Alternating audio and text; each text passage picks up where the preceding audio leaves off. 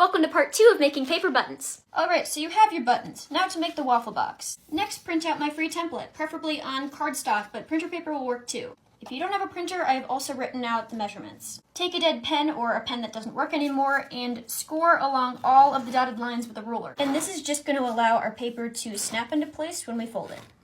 Next, we're going to cut our X's. I like to use a craft knife to get a really nice clean cut, but you can also really carefully fold it in half and cut with scissors.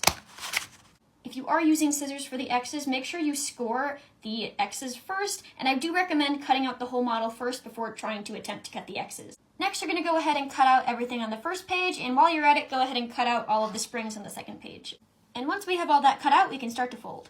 Now notice my very sloppy job with the X's when I used the scissors. You do want those X cuts to meet exactly at those corners. So I do recommend going back in with your scissors and making sure that they are. Now I don't want my ink to show, so I'm going to be folding this inside out. Notice how the scoring helps it just snap into place. I just have to give it a little bit of pressure and it just goes directly onto the line.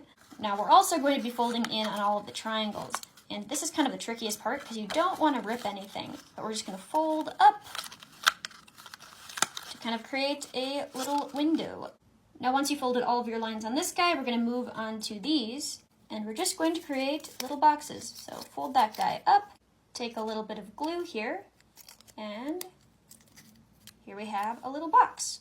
You're going to go ahead and make all 4 of those. Now the next part is the fun part. We get to put these boxes into the windows. Flip it over, place some glue on those corners. You don't have to get like all the way into the corner of the box. Kind of open up those corners again, just like that, and we're going to kind of pinch our box to make it a little bit smaller to put it into that square shape there.